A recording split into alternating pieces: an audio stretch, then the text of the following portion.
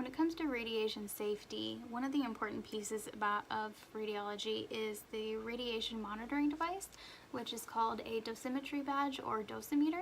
And the way that this works, it's a sensitive piece of equipment that usually has, the film version has a tiny piece of film inside of it that will absorb radiation that the individual may be exposed to while wearing it. The way that we obtain the readings from this badge is we send it back to the company that provides it to us, and they will process the film and keep a record of the lifetime radiology of that individual person. So they're specific, these badges are specific to each individual person. When it should be worn is all the time that a person is involved in taking radiographs. And it should be worn on the outside of the thyroid collar. Here at the dental clinic, we wear them on our chest like this since we're always 6 feet away from the primary beam and from the patient when taking radiographs. The maximum permissible dosage of the whole body for a veterinary staff member annually is 5,000 milligrams. And in order to check them, we get a quarterly report from our company who provides us the badges. And looking at my own report here, it says that I have no detectable dosage of radiation in my body. Personal protective equipment is important when it comes to radiology safety. The pieces included in this category are aprons, thyroid collar, goggles, and gloves. And these items should all be lead lined with at least 0.5 millimeters of lead or something equivalent to it. The pieces, how you put them on, like this. And you should be doing a visual inspection of all your pieces to check for any tears in your equipment to be sure no radiation will get through your equipment and then end up hurting you in the long run. So wrap it around, put it in the front, that's our apron. I'm going to grab our thyroid collar next and put it around her neck. It'll help protect us there. Our dosimetry badge should go on the outside of the thyroid collar, like so. And last but not least, at least for us, we don't have gloves here at the dental clinic since we're usually out of the room by the time we take these x-rays. So these are for unique cases where we have to use this equipment. We have our gloves, which have no way of radiation getting into our fingers. They're fully closed. Since we don't have any goggles, our method of helping protect our eyes is to turn our head away when the beam is, or when exposure happens. 3 methods of restraint used in radiology include physical, non-manual, and chemical restraint. Physical restraint is performed by the veterinary staff, and it does have the most potential for radiation exposure to the staff members, but they are in the room physically restraining, keeping the animal in place for the exposure. Non-manual is the use of positioner devices such as sandbags or bean bags that will keep the patient in place so the staff can leave the x-ray room. Chemical restraint can range from sedation to anesthesia. This does allow for a decrease in the number of radiographic retakes due to patient movement during exposure. And any combination of these can be used in the veterinary practice. There are quite a few different positioning aids that can be used. 3 specific ones include a V-trough, like so. We can also use beanbag positioners or foam wedges or blocks. And what these should be easy to clean off between patients or wrapped in a drape so that they can be changed between patients. These should also not overlap with the area of interest of the radiographs. Protective barriers and structural shielding can be used in place of personal protective equipment when sedation and positioning devices are used on a patient so that staff can be removed from the x-ray room. The barriers and structures generally contain lead, concrete, or another material with a thickness sufficient to attain the degree of attenuation required for radiology. Distance can be utilized as a safety measure by staying as far away from the primary beam as possible. Just by doubling your distance away from it can reduce the intensity of the X-ray beam to a quarter of what it was before. Exposure time can also be utilized as a safety measure by using the proper technique for positioning and the right settings correctly the first time will limit the number of exposures needed to capture a diagnostic image. No portion of a human should be exposed to the primary beam, shielded or unshielded, because it's unnecessary exposure. Even if the person is shielded, the PPE doesn't protect you against the primary beam, only scatter radiation. Non-essential personnel should be removed during radiation exposure to maintain a LARA as low as reasonably achievable. If there's no need to increase a person's exposure to radiation, they should not be in the X-ray suite to keep their maximum permissible dose of radiation down. We need to remember that it's not just ourselves that we're exposing to radiation. We're also exposing our patients that have the same tissues as us and can therefore be affected by radiation in the same manner. Because of this, we need to not only limit our own exposure, but to limit our patient's exposure as well. So by obtaining diagnostic images on the first try, we limit everyone's exposure. Rapidly dividing cells are particularly susceptible to the effects of ionizing radiation. A fetus is rapidly dividing cells, and those that are still growing are growing by rapid division of their cells. So they are most susceptible to those effects of radiation, which is why they should not be allowed in the X-ray room. At our clinic, we use phosphor plates, which is kind of a hybrid between film and digital X-raying. So we made the exposure first, so now I'm going to create a folder for our patient, Crackerjack. So I'm going to go in our SoPro imaging and click on new, because we have never taken any radiographs of Crackerjack. So Crackerjack is his name. He's a neutered male dog.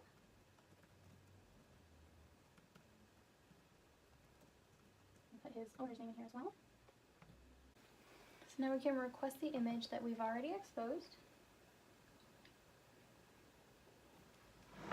And since we're using phosphor plates, we have to run it through our reader, which will not only read the phosphor plates, but it will then erase the image as well, so that we can reuse the plates. So I'm going to open up our cassette, which has our envelope with the phosphor plate in there. Grab it. So then this will feed through our machine, like so.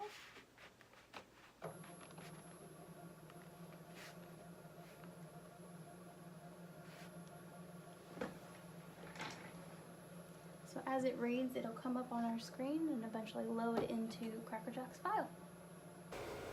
For craniocaudal radius ulna, I'm going to start by measuring Austin's leg here at the middle of his radius and ulna.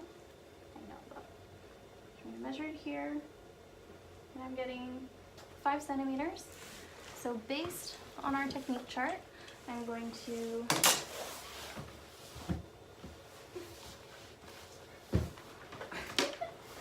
preset our KVPs to 63 and our MAS to 3.6. Because we're doing a extremity and we use cassettes here, I'm going to choose between either our large cassette or our small cassette. And what I know is that the view on our small cassette is about 30 centimeters, and Austin's arm view is roughly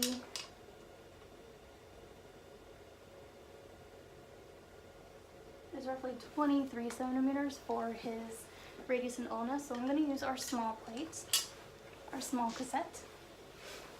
What I also have, since we're going to be x-raying his left arm, is our left marker, and our positioning device, we're going to use a leash to wrap around his paw and hold it straight.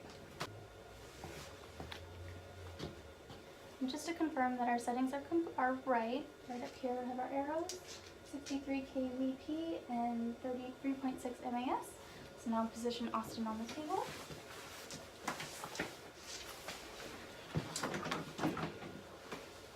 So, yeah.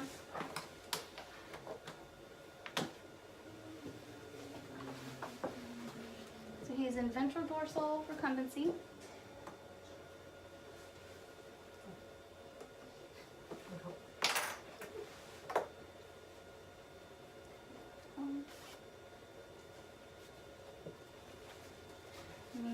I'm centering the beam on the middle of his radius and ulna. The distal collimation is going to be proximal to his carpus and the distal end of his humerus.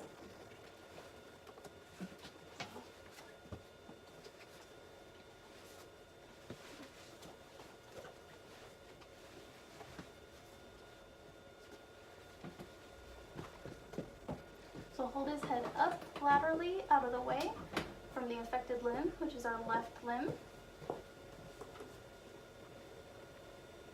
Make sure we're still centered on that radius ulna. Now we will take our exposure. Ready? X-ray. So I've measured Austin at the thickest portion of his thorax, which he comes out to, excuse me, but 28 centimeters. So based on our technique chart, we're going to set our KVP to 60 and our MAS to 5.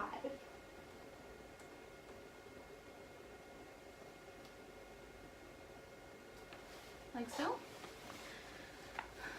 Then we will position him on the table, and we're using a couple of positioners. We're using the V-trough and some foam blocks to keep him level.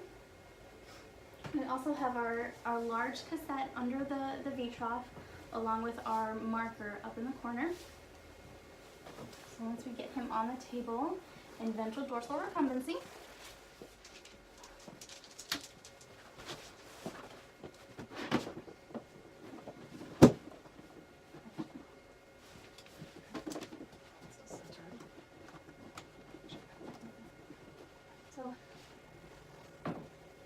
to extend his forelimbs cranially and his hind limbs caudally. And we make sure that we are set. So we are going to include in our collimation the entirety of the V-trough. We are centering and down a little bit.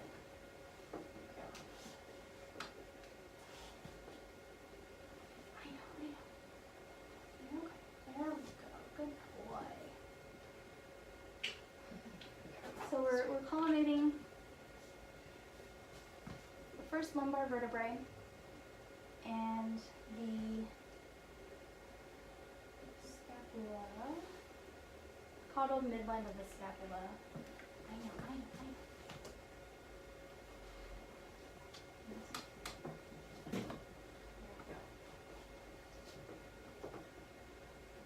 We're going to take the x-ray at peak inhalation.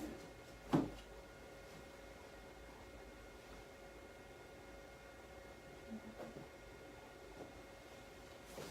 going to get my glove on. Amy's got her protective equipment on.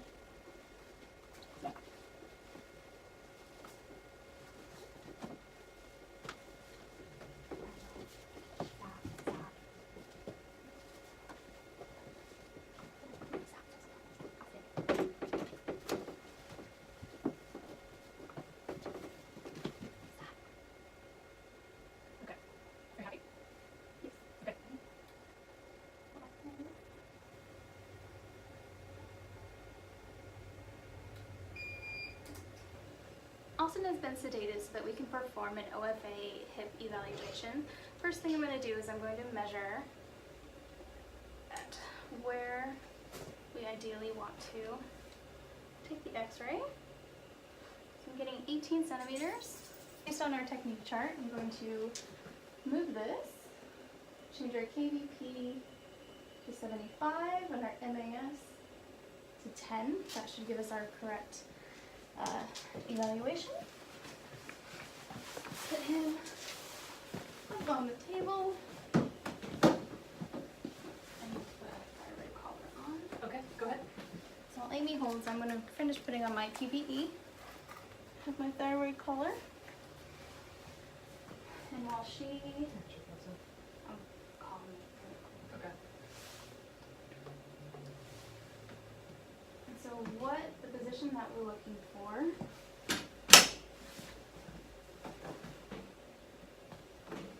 our cranial border is going to be the crest of the ilium. Our lateral borders are the greater trochanters, and our caudal border is going to be this pelvis here. So I think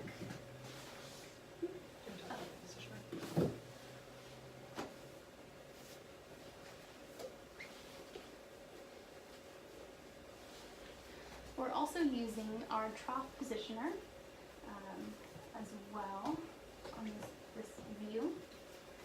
So while Amy gets on her protective equipment, and the last part for me for this OFA specifically, as I'm pulling his legs, I'm twisting his knees in to align keeping his spine in alignment and putting his patellas closer. There we go. 1, 2, 3. X-ray. To pull up a patient's records for review, we go into our SOPR imaging software.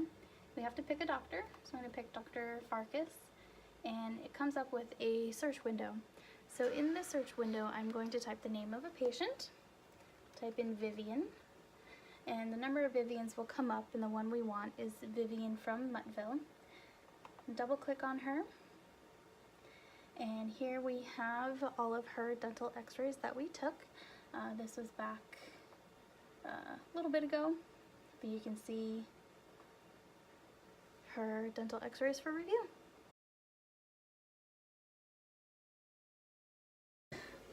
Performing a contrast series, we're going to be using barium to do an upper GI contrast series. In Austin here, his calculated dose of barium, 11 mg per kg, is roughly this entire bottle, which is 355 milliliters. And he actually doesn't mind the taste of it, so I'm going to pour it into the bowl. About half of it. There you go. We've already taken our survey radiograph, so we know what our settings are going to be. So once Austin has ingested all of this barium, we will take our 0-minute mark, 15-minute mark, 30-minute mark, and 60-minute mark, and then an hour until it reaches his lower proximal small intestines in both ventral dorsal and lateral recumbencies. And we're doing this barium contrast series to take a look at the small intestines and the stomach, make sure that everything is working well, the motility is doing great, and make sure there's no obstructions going on. So I've measured Austin at his abdomen, which is about 24 centimeters.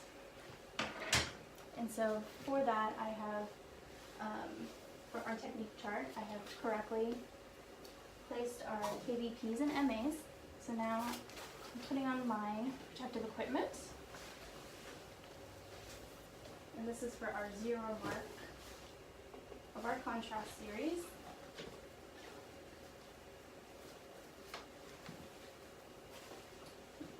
Collimate him.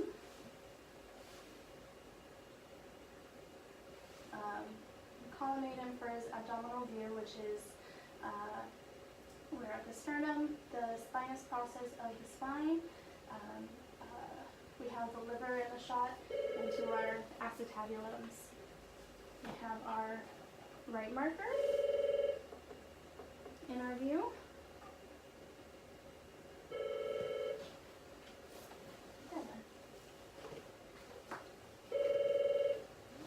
Our protective equipment. Alright. Yep, since we're not wearing glasses, I'm going to turn away. Since we utilize phosphor plates here at Animal Dental Clinic, I have to wait until the films are processed to see what we have. But here we have our lateral abdominal view of our 0-minute study of the barium series. And then we have our 0-minute VD view here as so. The next set of our barium series includes our 15-minute lateral abdominal view and our VD view. The third set of our barium series, here's our lateral abdominal view and our ventrodorsal abdominal view. Our next set is our 60-minute barium series with our lateral abdominal and our ventrodorsal abdominal.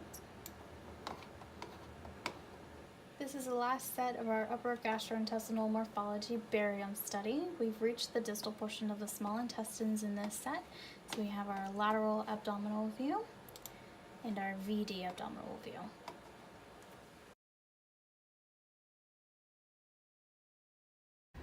So this is Dr. Amy Farkas. She is my preceptor, and right now we're going to talk about overall how I did. What were my strengths and my weaknesses and anything I learned? How did I do? Well, I think you did really well, and I feel like I'm not really going to explain this to you because you know what the process was. So we're a veterinary dentistry clinic, and while Jessica's been really skilled with obtaining and processing or digitally processing dental radiographic imaging, whole body imaging is actually something that's relatively new to us. We literally, for this project, used this project as an excuse to acquire additional imaging capabilities, which will benefit the clinic long term in addition to Jessica. But we've sort of used this project as an excuse to build our technique chart, for example, and work out a lot of the kinks in our process as we're adding that feature to our practice. So Jessica's probably gotten more out of this assignment than most students who have radiology established in their practice. I feel like definitely one of her strengths on this was patience with us as we worked out the kinks with new technology in our practice and our software.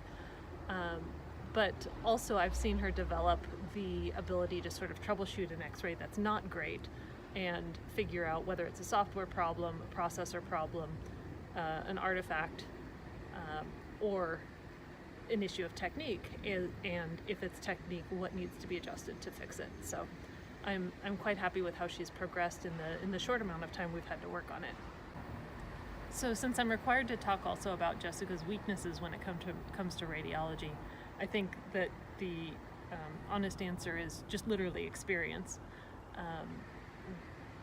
And there's still some practice with setting up the perfect positioning primarily for each shot each time, but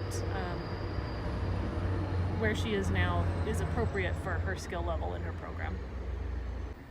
One additional point that I'd like to clarify is that there seems to be an issue of our software, or rather the marrying of two different software programs to do this, where what we're seeing is that when we have a fair amount of depth of a certain density, our software is actually creating an artifact where it becomes difficult to see over that particularly dense area. So for example, in the VD thorax, we have obtained, Jessica's obtained an image where we have great detail on lung fields, But then as we look over the heart, what we see is kind of a wood grain looking artifact that does not allow us to see the bifurcation of bronchi over the heart. I don't think I can fault Jessica for that. We've experimented up and down with technique, and that really seems to be a process or artifact that I need to work on my end. So I'd like to make sure that that's clear. You'll also see it in the barium study. The big depth of barium in the stomach does the same thing.